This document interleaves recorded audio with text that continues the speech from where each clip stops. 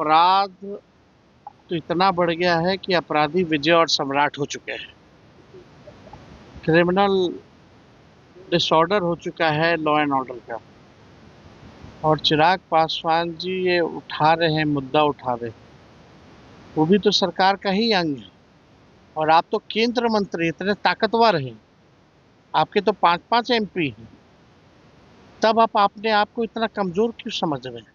नमस्कार। मोदी जी आम काट कर खाते हैं या चूस कर, यह तो मैं नहीं जानता, लेकिन मोदी जी के हनुमान और रामविलास पासवान के पुत्र चिराग आम चूस कर ही खाते होंगे। ऐसा मैं कह सकता हूं क्योंकि बिहार की सियासत में ऐसा ही दिख रहा है। बिहार हत्या बलात्कार से चित्कारे जा रहा है और चिराग बेशर्मी की चादर तानकर अपने शर्म की दुहाई दिए जा रहे हैं। बिहार में जिस तरीके से हत्या, अपहरण, लूटमार, डकैती, बलात्कार एक के बाद ऐसी श्रृंखला बन गई है और अब तो ऐसा लग रहा है जैसे प्रशासन पूरी तरीके से नाकामयाब है इन घटनाओं को रोकने के लिए। और अगर ऐसे ही चलता रहा तो ये आने वाले दिनों में एक बहुत भयावह परिस्थिति उत्पन्न कर देगा हमारे प्रदेश में, उत्पन्न हो चुकी है।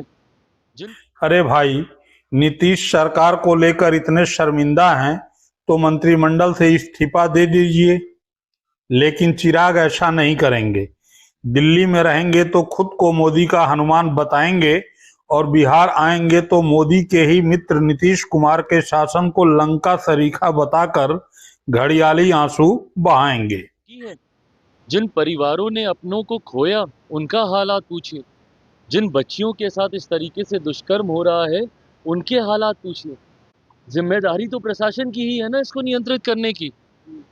कोई भी अपराधी आपके राज्य में आपराधिक घटनाओं को कैसे अंजाम दे रहा है प्रशासन के रहते हुए, या तो फिर इसमें प्रशासन की मिली भगत है और या फिर प्रशासन इस पे लीपापोती करने का कार्य कर रहा है, और या फिर पूरी तरीके से प्रशासन निकम्मा हो चुका है और अब इनके बस का नहीं है बिहार और बिहारियों को सुरक्षित रखना। ऐसे में पुनः एक बार मैं बिहार सरकार से आग्रह करूंगा, जरूरी है समय रहते हम लोगों को इसके ऊपर कार्रवाई करने की। मुझे इस बात का दुख होता है कि मैं एक ऐसी सरकार का यहाँ पे समर्थन कर रहा हूँ जहाँ पे अपराध पूरी तरीके से बेलगाम हो चुका है। चिराग बाबू गुड़ भी खाएंगे और गुलगुले से परहेज भी करेंगे। क्या बिहार को बुड़बक समझ रहे हैं?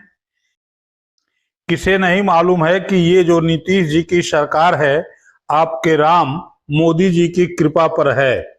खैर, सवाल ये है कि चिराग बाबू बिहार की ही माटी में जन्मे राष्ट्र कवि रामधारी सिंह दिनकर की ये पंक्तियां तो पढ़े ही होंगे। समर शेष है नहीं पाप का भागी केवल व्याध, जो तटस्थ हैं समय लिखेगा उनके भी अपराध। बावजूद इसके चिराग पासवान तटस्थ क्यों हैं? क्योंकि चिराग पासवान को मालूम है कि नीतीश को लेकर बिहार में माहौल ठीक नहीं है और अकेले दम पर मोदी जी के हनुमान कोई चिराग जला नहीं सकते। आप सभी को मालूम है कि बीते विधानसभा के चुनाव में चिराग पासवान अकेले दम पर मैदान में उतरे थे, लेकिन नीतीश का दलित वोट काटने के अलावा कुछ भी नहीं कर पाए। अपने दम पर एक विधायक तक भी नहीं बना पाए। लेकिन जब लोकसभा के चुनाव में एनडीए गठबंधन का हिस्सा बनकर चुनाव लड़े तो 5 की 5 सीट जीत गए। इससे स्पष्ट है कि चिराग को विधानसभा में सीटों का चिराग जलाने के लिए एनडीए की रोशनी चाहिए और बिहार में ये रोशनी नीतीश के बगैर उजला नहीं कर पाती है। तो क्या चिराग सांप भी मर जाए और लाठी भी न टूटे के फार्मूले पर चल रहे हैं? अर्थात नीतीश के खिलाफ जो आक्रोश है उसे नीतीश सरकार के खिलाफ बयान देकर अपने को बचाया जाए और मोदी सरकार में इसलिए रहा जाए कि एनडीए गठबंधन का लाभ उठाकर विधानसभा चुनाव में सीट निकाली जाए। शायद चिराग इसी राह पर चलते हुए नीतीश की आलोचना भी कर रहे हैं और खुद को मोदी का हनुमान भी बता रहे हैं। लेकिन क्या चिराग की इस चाल से जनता और विपक्ष अनभिज्ञ है? जवाब राजद प्रवक्ता मनोज झा से सुनिए।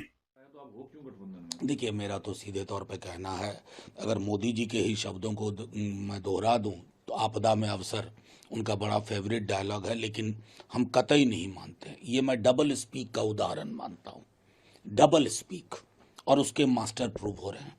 आपका तो बहुत निकटता है आपकी मोदी जी से, अमित शाह जी से। फैक्ट फाइंडिंग टीम बंगाल जाएगी, बिहार क्यों नहीं जाएगी?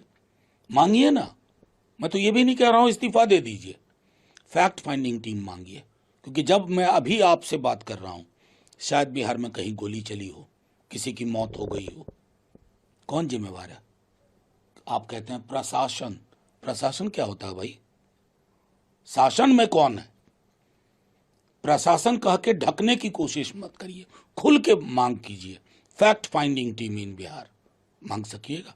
ये सवाल पूछता हूँ। चिराग पासवान को क्या आप लोग नहीं, तेजस्वी जी ने तो सीधे कहा कि इस सब स्टेटमेंट का कोई मायने नहीं है।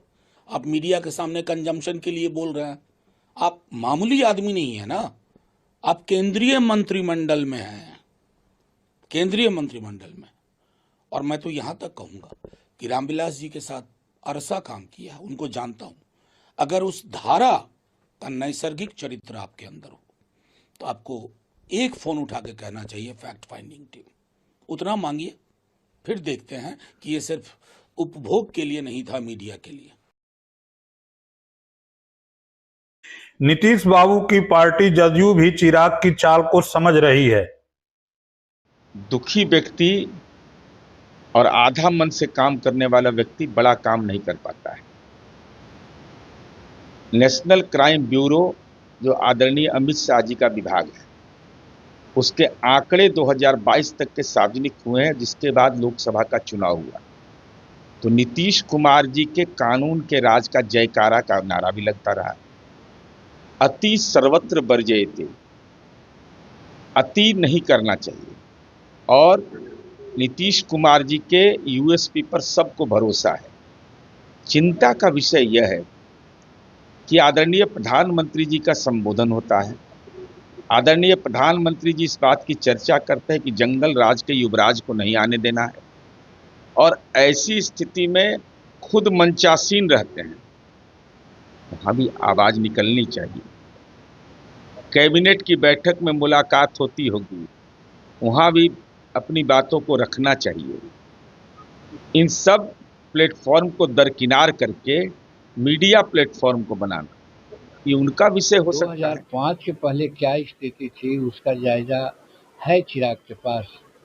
अगर न जायजा है तो नहीं बोलना चाहिए, और जायजा है तो ये होना चाहिए कि कोर्ट ने कहा था कि जंगल राज था। और हम इसको इस रूप में भी देखते हैं कि आज जब कोई घटना घटती है तो कार्रवाई होती है, यहाँ तक कि इनकाउंटर हो रही है। इससे ज़्यादा और क्या हो सकता है? लेकिन पहले हम भी थे उस समय। जो क्रिमिनल होता था उसको एक अन्य मार्ग यानी मुख्यमंत्री के घर पर बुलाया जाता था और सुलहनामा करके लोगों को छोड़ दिया जाता था। इसका मतलब सब उसी पार्टी के लोग क्रिमिनल थे और किसी को हो जाता था तो उसको छुड़वा देते थे। आज वैसा तो ना अन्य मार्ग में कोई क्रिमिनल नहीं ना पैर डाल सकता है, या कोई निगोशिएशन नहीं ना होता है। यहाँ तो काउंटर हो रहा है। तो ये फर्क समझना चाहिए। चिराग जी को पहले की स्थिति और आज की स्थिति में तुलना करके बोलना चाहिए। 14 करोड़ जनसंख्या है, घटनाएं हो रही है, होती है, लेकिन उस पर फॉलो अप एक्शन होता है। न अगर एक्शन होता तो एक बात भी थी, उसको संरक्षण दिया जाता, उसको छुड़वाया जाता ले करके, तब एक बात थी। तो ऐसा तो हो नहीं रहा है जैसा कि तेजस्वी जी के पिताजी के राज में होता था। अब देखना यह है कि विधानसभा चुनाव में चिराग पासवान की इस सियासत का रिटर्न क्या मिलता है। सांप मरता है या लाठी टूटती है। मुझे तो अब तो आज तो हो ही गया ना, चिराग जी और प्रशांत जी दोनों एक हो चुका है। बस हमको लगता है कि चिराग जी को मुख्यमंत्री की घोषणा प्रशांत जी को कर देनी चाहिए। हम कह रहे हैं प्रशांत किशोर जी को पहले ही चिराग जी को मुख्यमंत्री बनाने की घोषणा कर आपको बोल दिए, हमको पहला वोट डालिए। प्रशांत जी परेशान आत्मा, दलित ST SC EBC ही ना होगा तो चिराग जी उधरों इधरों दोनों में कैसे काम चले? उधर छोड़िए, आइए इधर, हम तो चाहते हैं इधर आइए। आप क्या मानते हैं कमेंट बॉक्स में जरूर लिखें। चैनल को सब्सक्राइब करें, वीडियो को लाइक करें और मित्र मंडली में शेयर करना न भूलें। बहुत बहुत धन्यवाद।